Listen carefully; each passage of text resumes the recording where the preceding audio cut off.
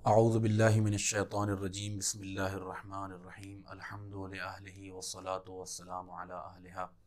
अम्मा बअद फ़क़द क़ाल रसूलुल्लाह सल्लल्लाहु अलैहि व आलिहि वसल्लम अल उलमाउ बाक़ून मा बक़ियद दहर।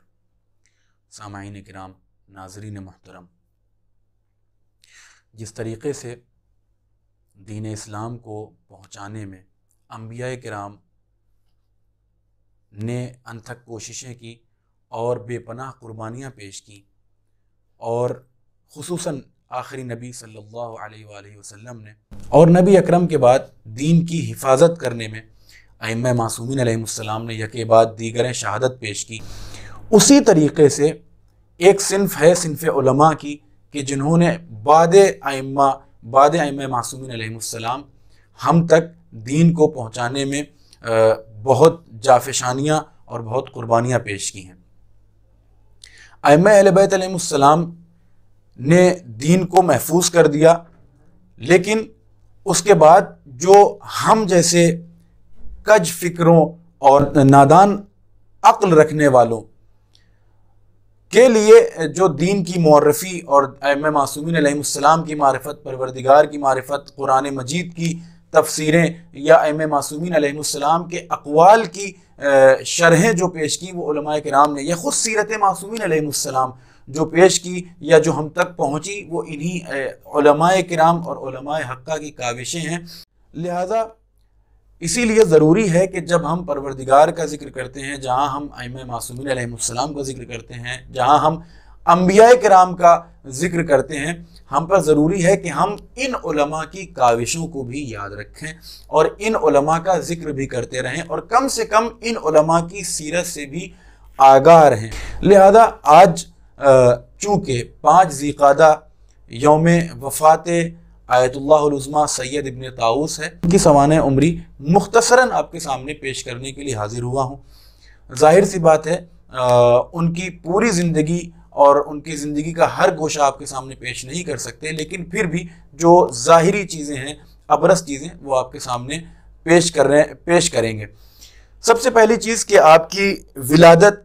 शब 15 मुहर्रम सन 589 हिजरी में हिल्ला में हुई और आपका नाम सैयद रज़ियुद्दीन अली बिन मूसा बिन जाफ़र बिन मोहम्मद बिन ताऊस था। आपके अगर सिलसिला नसब के बारे में गुफ्तगू की जाए तो आपका सिलसिला नसब इमाम हसन मुज्तबा अलैहिस्सलातु वस्सलाम से मिलता है 13 वसीलों से, और आपका एक लक़ब सैयद रज़ियुद्दीन था और दूसरा लक़ब जो किताबों में हमें मिला वो आपको ज़ू हसबैन भी कहा जाता था, यानी सैयद इब्न ताऊस को ज़ू हसबैन कहा जाता था। उसकी वजह ये थी कि चूँकि आपका सिलसिला नसब जनाब दाऊद बिन हसन मुसन्ना बिन इमाम हसन मुज्तबा अलैहिस्सलाम तक पहुँचता है, लिहाजा जो जनाब दाऊद की मादर गिरामी हैं उम्मे दाऊद, उनका नाम उम्मे कुलसूम बिनते अली इब्नुल हुसैन इब्न अबी तालिब अलैहिस्सलाम था। लिहाजा एक नसब के एतबार से आप हसनी कहलाए, और अगर इस जहत से देखें तो आपको अलवी भी कहा जा सकता है, लिहाजा इनको ज़ू हसबैन कहा गया। सैयद इब्न ताऊस अलैहिर्रहमा एक इल्मी घराने से ताल्लुक़ रखते थे, चाहे वो ननिहाल के एतबार से हो या ददिहाल के एतबार से हो, दोनों ही तरफ से एक ख़ानदान इज्तिहाद से ताल्लुक़ रखते थे। ख़ुद इनके वालिद बुजुर्गवार मूसा इब्न जाफ़र ये ख़ुद एक बहुत बड़े मुहद्दिस गुज़रे हैं, एक बहुत बड़े आलिम गुज़रे हैं, और इसके अलावा ननिहाल की तरफ अगर आएँ तो ननिहाल में भी इनके बहुत सारे उलमाए किराम गुज़रे हैं। जैसा कि जब आपकी तारीख़ मुलाहिज़ा की जाती है तो आपकी तालीम की जो इब्तिदाई दौर थे, इब्तिदाई अय्याम थे, और जो आपने मुक़द्दिमात जो पढ़े हैं वो या अपने वालिद गिरामी से हासिल किए या अपने नाना वर्राम बिन अबी फरास उनका नाम था, जो ख़ुद अपने ज़माने के आलिम और मुज्तहिद थे, उनसे इब्तिदाई तालीम हासिल की। आप अपनी किताब में लिखते हैं कि ख़ुद फरमाते हैं कि 2.5 साल की उम्र में या 2.5 साल में मैंने इल्म फ़िक़्ह पर ऐसी दस्तरत हासिल कर ली थी कि मैं खुद मसाइल शरिया को हल करने लगा था, और इसके अलावा अब जो मैं इन 2.5 साल की इस 2.5 साल की मुद्दत के बाद जो मैं इल्म फ़िक़्ह अगर पढ़ रहा था तो वो इसलिए नहीं कि मुझे कुछ और आगे जानना था, बल्कि सिर्फ और सिर्फ इसलिए क्योंकि इल्म फ़िक़्ह से मुझे उनसियत थी। आप देखें कि एक मुद्दत गुजर जाती है इज्तिहाद तक पहुँचते हुए या फ़िक़्ही मसाइल को हल करने के लिए, मसाइल शरिया को हल करने के लिए एक आम तालिब इल्म को, लेकिन 2.5 साल की पढ़ाई के बाद आप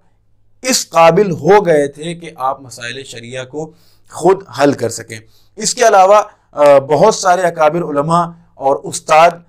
थे जिनसे आपने कस्बे इल्म किया, कि जिनमें सबसे नुमाया शख्सियत इब्ने नुमा हिल्ली और फ़ख़्ख़ार बिन मुअद अल मूसवी जैसे उलमा की थी, कि जिनके सामने आपने ज़ानुए अदब तय किया और कस्बे इल्म किया। आपके इल्म का अगर अंदाज़ा लगाना हो तो आप यहीं से लगा सकते हैं कि आपने अपनी तदरीस से ऐसे मुज्तहिदीन को पैदा किया कि जो आज भी लोगों के दरमियान जिंदा हैं और लोग उनको जानते हैं, जिसमें सबसे बड़ा नाम अगर मैं आपके सामने पेश करूं तो अल्लामा हिल्ली का है। अल्लामा हिल्ली वो शख्सियत हैं जिनको तकरीबन तमाम अहले तशय्यो जानते हैं और इनका जिक्र तकरीबन अक्सर व बिश्तर होता रहता है। तो ये अल्लामा हिल्ली जिसके शागिर्द थे उनका नाम है सैयद इब्ने ताऊस। खुद अल्लामा हिल्ली के वालिद बुजुर्गवार की अगर बात की जाए तो वो भी खुद इनके तालिब इल्म थे। और इसके अलावा अगर आपके सामने पेश करें तो हसन इब्ने दाऊद हिल्ली, अब्दुल करीम बिन अहमद बिन ताऊस और अली बिन ईसा अरबली, ये सब आपके मुमताज़ तलबा और मुमताज़ शागिर्दों में गुजरे हैं। सन 625 हिजरी तक आप अपने वतन हिल्ला में रहे और उसके बाद आप काज़मैन की ज़ियारत और वहाँ पर रहने की गरज से बगदाद कूच कर गए और बगदाद में उन्होंने 15 साल ज़िंदगी गुजारी और वहाँ पर दर्स व तदरीस का सिलसिला जारी रहा।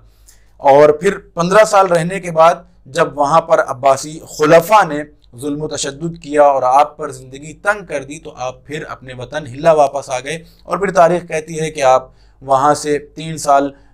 ईरान गए, वहाँ शहर तूस में रहे और फिर वापस आए, 3 साल नजफ़ में और 3 साल करबलाए मुक़द्दसा में रहे। तो ये आपकी मुख्तसर सवाने उम्री है। अब अगर बात करें आपके सामने इनके ज़ुहद और तक़वे की, तो इसके लिए सिर्फ एक वाक़या जो आपके सामने पेश करूँगा यही काफ़ी होगा कि आयतुल्लाह नेमतुल्लाह जज़ायरी अपनी किताब ज़ुहरुर रबी में लिखते हैं, रक़्म तराज़ हैं कि सैयद अली इब्ने ताऊस से अब्बासी खलीफा गालिबन मुंतसिर बिल्लाह ने कहा कि मैं आपको मनसब क़ज़ावत देना चाहता हूँ। देखें आप इनके इल्म का अंदाज़ा लगाएं कि खुद ये शिया हैं और ये हाकिम जो मसलके अहले तशय्यो का नहीं है,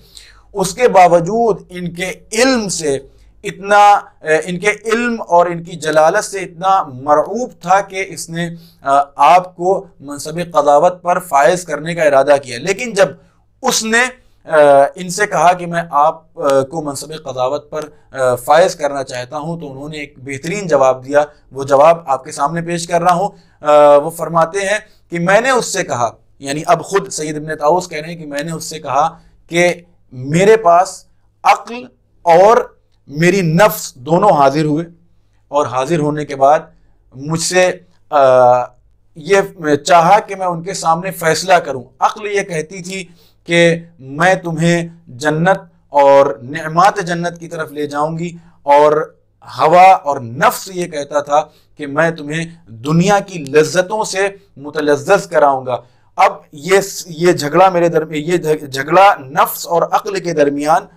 चल रहा था और वो दोनों ये चाह रहे थे कि हमारे अदल के साथ फैसला हो। और इसी झगड़े को चलते हुए मेरी उम्र के 50 साल बीत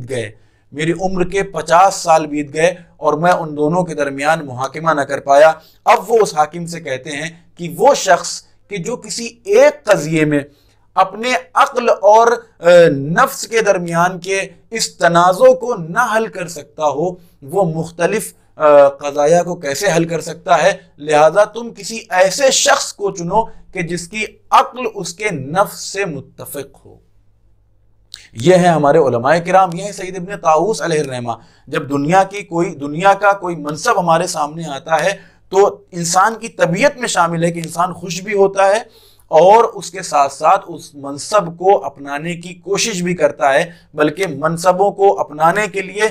दुनिया में कितने ही फसाद हो गए, और आज दुनिया में जो लड़ाई हो रही है और जो तकरीबन जितनी लड़ाइयाँ हो रही वो मनासिब के लिए हैं, मनसबों के लिए हैं, लेकिन ये हमारे उलमाए किराम थे, ये वो आरिफ बिल्लाह शख्सियतें थीं कि जिन्होंने मनसबों को ठुकराया है, अपनाना तो दूर बल्कि मनसबों को ठुकरा दिया है। इसके अलावा एक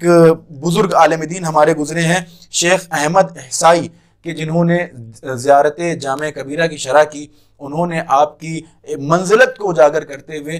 एक अजीब व गरीब बात लिखी। वो ये कि वो कहते हैं कि सैयद इब्ने ताऊस अलैहिर्रहमा एक मरतबा सामर्रा गए और उस मकाम पे पहुँचे कि जहाँ पर इमाम ज़माना अज्जलल्लाहु ताला फरजहु शरीफ का जो मकाम है, जो उनसे मंसूब है, वहाँ पर पहुँचने के बाद वो, अब ये सैयद शेख अहमद एहसाई लिखते हैं कि सैयद इब्ने ताऊस अलैहिर्रहमा ने इमाम ज़माना अज्जलल्लाहु ताला फरजहु शरीफ की आवाज़ मुबारक सुनी, देखा नहीं, आवाज़ मुबारक सुनी, आप ये दुआ कर रहे थे। अब अज़ीज़ान गिरामी, यहाँ से हमें भी मुतवज्जे होना चाहिए कि हमारा इमाम हमसे कितना लो लगाए हुए या हमसे कितना मोहब्बत करता है और हमारे लिए क्या दुआएं करता है। सैयद इब्ने ताऊस अलैहिर्रहमा ने ये सुना कि हमारा इमाम ये दुआ कर रहा था कि अल्लाहुम्मा इन्ना शिअतना मिन फाज़िल तीनतना व उजनु बिमाए विलायतना फग़फिर लहुम लिअजलिना, कि ऐ परवरदिगार, हमारे शिया वो हैं कि जिसको तूने हमारी फाजिल मिट्टी से खल्क किया है और हमारे माए विलायत से उनको पैदा किया है। परवरदिगार, उन पर रहम नाजिल फरमा और उनको बख्श दे। इस वाक़ये से दो चीज़ें सामने आती हैं। पहली ये कि खुद आयतुल्लाह सैयद इब्ने ताऊस अलैहिर्रहमा की क़द्र मंजिलत की वो शख्सियत थी कि जिन्होंने इमाम ज़माना अज्जलल्लाहु ताला फरजहु शरीफ की आवाज़ मुबारक को सुना। और दूसरी बात जिसकी तरफ ये वाक़या इशारा करता है वो ये कि हमारा इमाम हमसे कितनी मोहब्बत करता है और हमारा इमाम हमारा कितना ख्याल रखता है कि हमारी तमाम तर ख़ताओं के बावजूद, ऐसे गुनाहों के बावजूद कि जिसको अगर बेटे के गुनाह को बाप सुन ले तो अपने बेटे से कभी राज़ी ना हो, या बाप के गुनाह को बेटा सुन ले तो राज़ी ना हो, लेकिन ये वो शख्सियत है, ये वो शफ़ीक इमाम है कि इन तमाम गुनाहों के बावजूद भी वो परवरदिगार आलम से अपने शियों के लिए दुआ करते हैं कि परवरदिगार, चूँकि तूने इन शियाने अहले बैत को, हमारे शियों को हमारी फाजिल मिट्टी से बनाया है और हमारे विलायत के पानी से इनके आटे को गूंधा गया है, इनके खमीर को गूंधा गया है, परवरदिगार इनको बख्श दे और इनकी ख़ताओं को माफ़ कर दे। यह है सैयद इब्ने ताऊस अलैहिर्रहमा की मुख्तसर सवाने हयात। और इस सवाने उम्री से एक नतीजा ये भी निकलता है कि ज़रूरी नहीं है कि परवरदिगार के आरिफ बिल्लाह बनने में या इमाम मासूमीन अलैहिमुस्सलाम तक पहुँचने में ख़ुद मासूम होना ज़रूरी हो, बल्कि हम जैसे सैयद इब्ने ताऊस जैसे और आम लोग भी के जो मोमिनीन के दरमियान ज़िंदगी गुजार रहे होते हैं, वो भी अपने इबादतों से, ज़ुहद व पारसाई से, अपने इल्म से, अपने इखलाक से इस मर्तबे पर पहुँचते हैं कि इमाम ज़माना अज्जलल्लाहु ताला फरजहु शरीफ उनको अपनी आवाज़ सुनाते हैं। परवरदिगार आलम से दुआ है कि परवरदिगार बेहक़ इमाम ज़माना अज्जलल्लाहु ताला फरजहु शरीफ हमें उनके नासिरीन में शुमार फरमाए और हमें वैसा बनने की तौफ़ीक़ इनायत फरमाए जैसा हमसे हमारा इमाम चाहता है। वल्हम्दुलिल्लाहि रब्बिल आलमीन।